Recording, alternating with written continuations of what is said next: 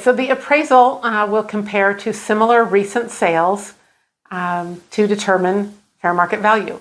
The lender will only fund the loan up to the appraisal amount, up to that appraisal value. If this is your first time to this channel and you want to know everything about buying and selling homes, click subscribe below and tap the bell for notifications so you'll be the first to know about the latest tips for buying and selling.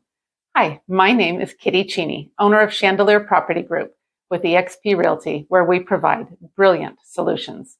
One way we do this is by helping you understand the process of buying and selling a home, the potential challenges, and the common roller coaster of emotions along the way.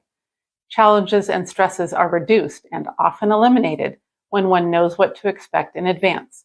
We call this sharing the light of knowledge. We've worked with so many people just like you, looking for help to buy or sell a home, and we love to serve. Whether moving in 9 days or 90 days, if you want to feel heard, informed, and comfortable, give us a call, shoot us a text, or send us an email. All of our info is in the description below, so we can help you make a smooth move.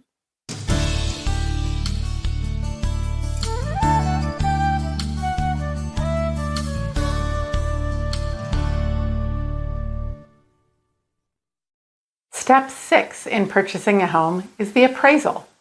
Let's start by making sure that you understand what the financing and appraisal deadline is all about. It's typically 15 to 21 days after acceptance. Your earnest money is fully refundable for financing or appraisal reasons if canceling. So financing reasons would be something like maybe you lost your job and you can't get a loan, or the interest rates rose and you haven't locked the loan rate yet. Maybe an appraisal reason would be if the appraisal came in low and buyer and seller can't agree on adjusting the purchase price. Any of those types of reasons you can cancel during this time period and get your earnest money fully refunded. It is too late to cancel for any due diligence reasons, but you can still cancel for financing or appraisal reasons up until the financing and appraisal deadline. After the deadline, earnest money becomes non-refundable. If you cancel after this financing and appraisal deadline, then the earnest money goes to the sellers as a thank you for pulling the home off the market this long. This is why high earnest money is desirable to sellers. If you remember, we talked earlier about why high earnest money is desirable to buyers. Well, this is why it is desirable to sellers, because it makes an offer stronger and it locks the buyers in, because you don't want to lose that earnest money. So you want to make your decisions quickly during the due diligence and the financing and appraisal deadlines as to whether or not you're moving forward with this purchase. So the appraisal is an impartial, third-party, educated opinion of value. It is an opinion of value, but it is a highly educated opinion. Appraisers are licensed and trained to do appraisals. This is more in-depth than the CMAs that realtors do. The lender will order and pay for the appraisal, so you don't pay for this up front. You do, however, pay for it at closing. And the appraiser will arrange for access with the listing agent. There are 3 types of appraisals. There's the normal appraisal that checks value. There is an FHA appraisal if you're getting an FHA loan. The FHA appraisal checks for value and also for livability criteria. There are specific criteria that a home needs to meet in order to, as we say, go FHA. In order to have an FHA loan be workable on that property. And so that criteria includes things like the appliances and the electrical needs to be working. The roof, walls, and floors need to be in good condition. There needs to be flooring in the rooms. All rooms need to have fire escape access. So for example, early 1900s, 1920s bungalows sometimes have these tiny little windows in the basement. And if someone has finished that basement and has not expanded the windows, they don't work for fire escapes if someone can't get through them. So we may have an issue going with an FHA loan on a property like that. We want to make sure that handrails are on all the stairs, that there's no peeling paint. That's a very common issue with FHA appraisals, is finding peeling paint on older homes. The third type is a VA appraisal. And a VA appraisal checks for value, just like all the others, and it has even tighter livability criteria than an FHA appraisal. And So we want to ensure the VA appraisals are tight because we want to ensure that we have good housing for our veterans. We appreciate your service and want to make sure that you have a nice place to live. And so I want to share a story really quick of a VA buyer that I had. We found a fantastic home. As a matter of fact, it was the home that only had 20 issues. It was the home that the appraiser was raving about. That the inspector was raving about. The appraiser, however, found an issue.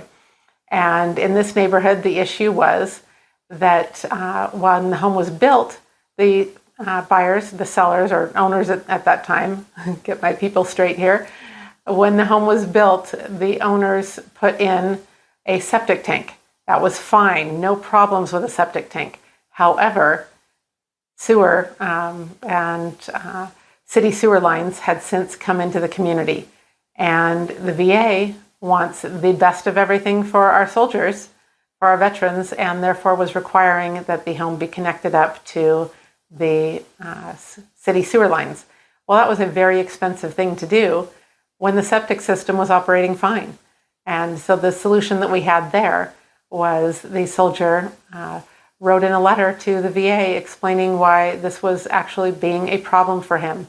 This was the only home we had found that met his rather unique criteria. He was so excited for this home.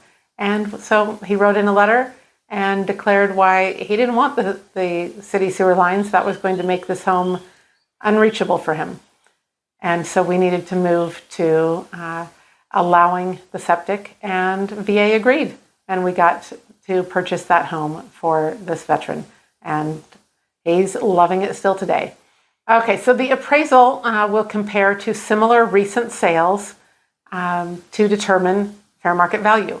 The lender will only fund the loan up to the appraisal amount, up to that appraisal value. For example, if you have a 100% loan, meaning you're doing no down payment, and a $400,000 purchase price, as long as the fair market value determined by the appraisal is also $400,000, you're good to go.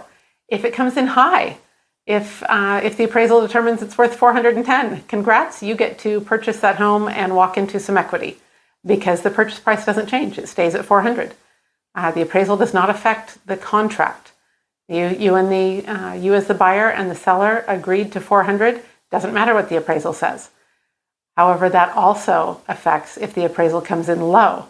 If it comes in at only $390,000, the purchase price is still $400,000 as per the contract, and the lender will only lend you $390,000. So now you've got to come up with the difference. Either you come up with the $10,000, or we negotiate with the seller to drop $10,000, or maybe we meet in the middle, something like that. But we've got to address that difference, and that will vary by market as to what solution we come to. If it's a hot seller's market, you're probably coming up with the difference. If it's a much slower buyer's market, they're probably dropping it. It just varies, and we'll talk about it when we come to that. So you will receive a full report noting the fair market value, noting the comps, the comparable properties used, and any adjustments made. It will also, for FHA and VA, it will note any required repairs. So if we did find that peeling paint, or if the appraiser found that peeling paint, we will be talking with the sellers about getting that paint sanded off and repainted.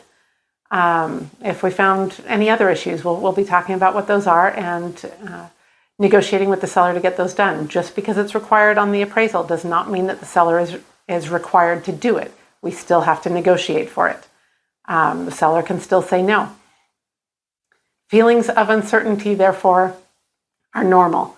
We're wondering if the appraisal will show value, if the seller will agree to the repairs or not. And we're also, this time period is also when the lender is finalizing loan docs. So yet again, get your docs, your requested docs to the lender ASAP. He needs them yesterday, not 2 days from now. And use that online secure portal. Don't email them. So that those feelings of uncertainty are normal. Feelings of excitement once we've approved all of this and moved past this are very normal. We will wait on the results of the appraisal and on any needed negotiations. Once you are done with the financing and appraisal deadline, we're confident that we can get the loan. Now we're time for step 7, and that is preparing for closing. We'll see you on the next video. If you appreciated the knowledge shared in this video, click follow and subscribe for more videos on buying and selling homes. If you're looking to buy or sell a home and want to feel heard, informed, and comfortable along the way, comment below, or even better, call me. I look forward to being the brilliant solution you can't wait to share.